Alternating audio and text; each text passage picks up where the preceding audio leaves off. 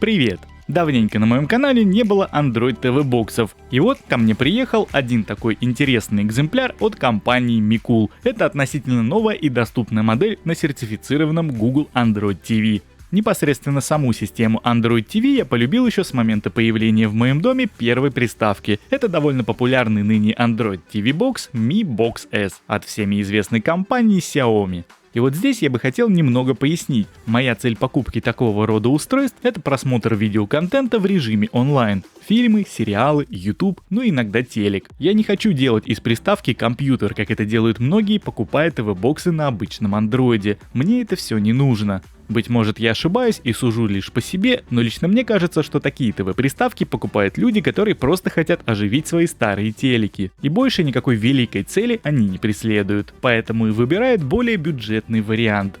На данный момент имеется 3 конфигурации приставки Micool KM1. Это KM1 Classic, KM1 Deluxe и KM1 Collective. В плане железок у них практически все плюс-минус одинаковое, отличаются они лишь объемами оперативной и постоянной памяти.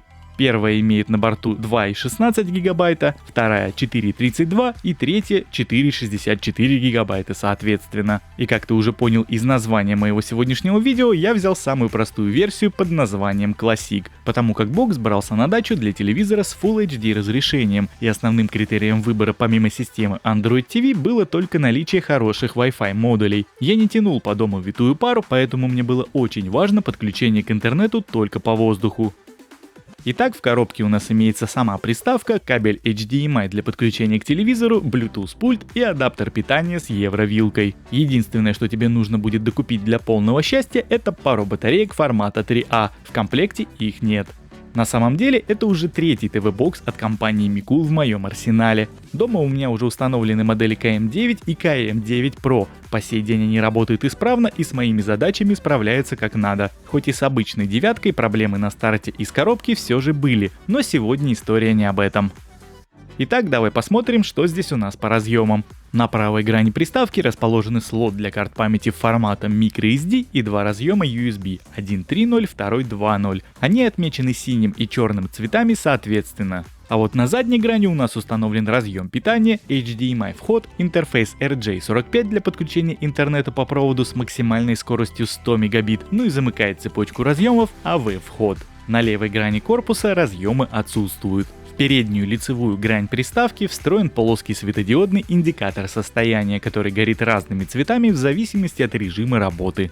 На самом деле по внешнему виду здесь все стандартно, и в 9-х моделях была примерно похожая картина. По габаритным размерам, а также по системе охлаждения, насколько это можно видеть визуально, новая приставка практически ничем не отличается от предшественников. Охлаждение тут пассивное, так что во время работы ничего не шумит.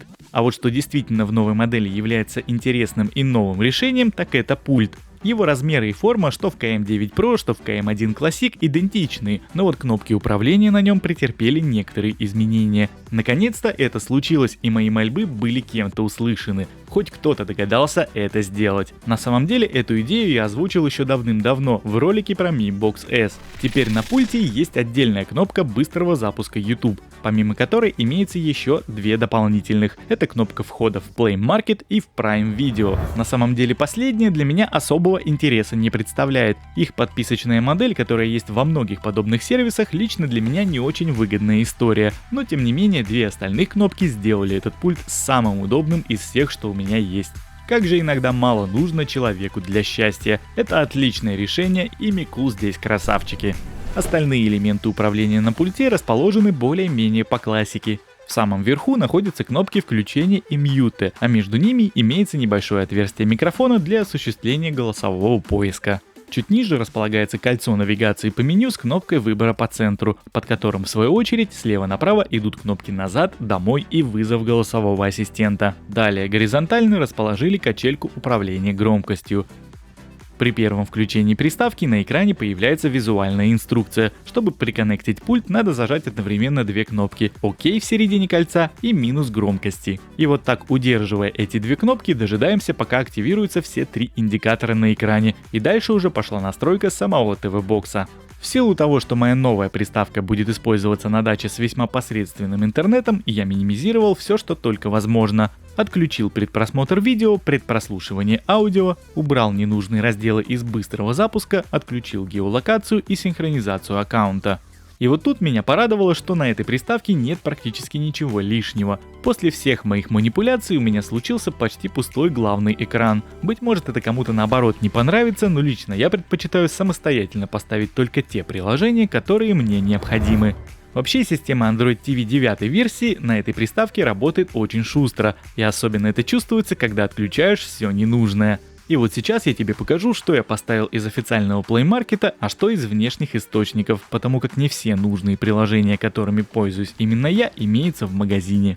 Для начала из Google Play Market я взял два самых популярных и стабильных медиаплеера. Это MX и VLC. Кстати, чтобы не вбивать вручную название, для их поиска можно воспользоваться голосовым ассистентом. Вообще, голосовой поиск — это очень классная функция, и я теперь даже не представляю, как можно пользоваться приставкой без него. Хотя надо отдать должное, что и виртуальная клавиатура на этой приставке установлена удобная. Никаких переключений между капсом и обычными буквами делать не нужно, цифры и знаки все сразу перед тобой. Комплектным пультом набирать очень комфортно, летает только в путь. Ну а мы двигаемся дальше, и следом за медиаплеерами я установил два приложения для просмотра ТВ. Это Lime TV и Мегафон TV. Последнее я ставлю лишь по той причине, что в мой тариф на смартфоне входит 50 дополнительных каналов, 2 фильма и где-то около 100 сериалов. И для меня это получается такой резервный вариант. Если, допустим, с Lime TV случится какой-то сбой, а такое уже пару раз случалось, то уж 20 бесплатных каналов в Мегафон ТВ будет доступны всегда. И это не какая-то там реклама Мегафона. У МТС и Билайн есть похожие приложения. Кому удобнее, можете ставить их. Просто я пользуюсь Мегафоном. Ну и заключительное приложение из маркета, которое я ставлю с самого начала, это файловый менеджер Explore. И тут на самом деле не принципиально. Ты можешь ставить любой, какой тебе понравится, просто я к нему уже привык и мне с ним работать удобно. Ведь по-хорошему я его использую только для установки приложений с флеш-накопителя. Первое из которых и самое важное для меня — это онлайн-кинотеатр HD Video Box, альтернативу которому я до сих пор так и не нашел. Это то самое приложение, которое работает на моей приставке в 80% всего времени. Также будет не лишним установить чистильщик памяти Memory Wiper. Он по сути нужен для того, чтобы принудительно чистить оперативную память. При желании можно установить его аналог из маркета, называется он TV Memory Cleaner. Принцип работы здесь тот же, но это уже кому как нравится. Я больше предпочитаю простейший интерфейс Memory Wiper. Мое следующее приложение для установки — это TV Bro. Браузер, созданный специально для телевизоров. В нем поддерживается голосовой поиск и управлять можно с комплектного пульта, не устанавливая дополнительные клавиатуры и аэромыши. Ну и заключительным приложением с флешки я поставил TV App Repo. Эта утилита создает иконки приложений, которые не отображаются для закрепления в меню быстрого доступа. Эта штука не обязательная, но быть может когда-то понадобится в будущем. Тут хорошим примером будет приложение Memory Wiper. Иконки для быстрого запуска у него нет. Так вот, программа TV App Repo просто создает маленький установочный APK файлик иконки запуска этого приложения, которую в свою очередь уже можно поместить в список быстрого доступа. И вот после оптимизации и установки всего необходимого на первое время переходим к тестам скорости интернета.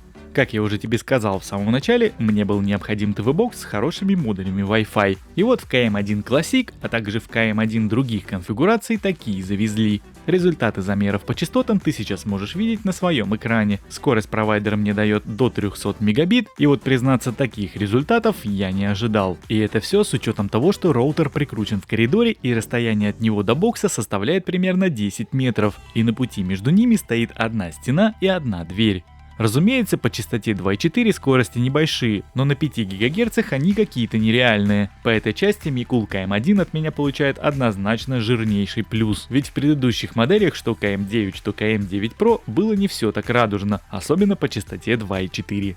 Тем не менее, смотреть контент в 4К на этой приставке я не собираюсь. Скорость на даче оставляет желать лучшего. И, к сожалению, в нашей местности это максимум, что можно выжать из 4G модема и двухдиапазонного роутера. Да и к тому же подходящего телека для таких целей у меня на даче нет. Так что в целом по онлайн-просмотрам в 1080p все достаточно годно. В YouTube полет нормальный, ничего не лагает, видосы в качестве Full HD можно смотреть без проблем. Но тут не могу не отметить один недостаток в KM1 Classic. который, кстати, может кого-то отпугнуть от покупки. Дело все в том, что на данный момент автофреймрейт в приставке не поддерживается. Я выставил ручную настройку в 1080 и 50 FPS, которая перекрывает большинство форматов. По крайней мере, так советовали сделать где-то в интернетах, я так и сделал.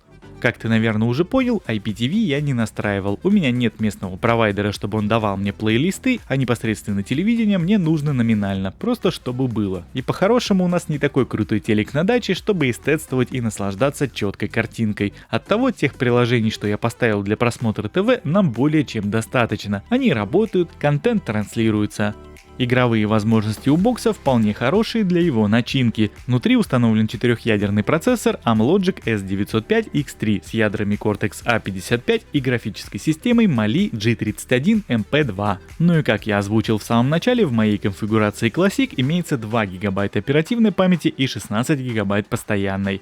Да, это не так уж и много, но тот же Mi Box S имеет памяти 2 и 8 ГБ соответственно, и при этом игрушки из маркета тянет хорошо. Здесь у нас картина такая же, при желании поиграться вполне себе можно, бокс сильно не греется. К тому же неоспоримым плюсом тут является наличие слота под SD-карточку, чего, допустим, в том же Mi Box S нет. Так что если вдруг будет не хватать постоянной памяти, то всегда можно добавить microSD, а вот оперативной памяти для игр из Google Play Market вполне себе хватает. Но в любом случае надо однозначно понимать, для чего ты берешь эту приставку. Конкретно для моих целей хватает объема 2.16. Ничего качать я не собирался и не буду, особенно с такой скоростью.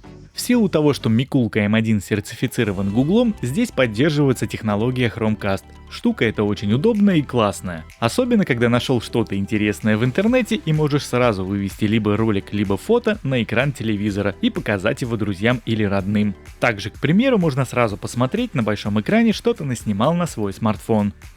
Ну и подводя некий итог моего сегодняшнего повествования, могу сказать, что если тебе нужен недорогой ТВ-бокс на сертифицированном Android TV, в котором все будет работать без танцев с бубнами, да еще и с хорошими модулями Wi-Fi, что большая редкость в таком ценовом сегменте, то можешь смело заказывать Mikulka M1 Classic. Коробочка достойная, особенно если учесть, что стоит она всего 45 баксов. Как по мне, это хороший мультимедиа-центр, который прекрасно работает по Wi-Fi. А на сегодня у меня все. Спасибо тебе за просмотр и увидимся в следующих видео. Пока-пока.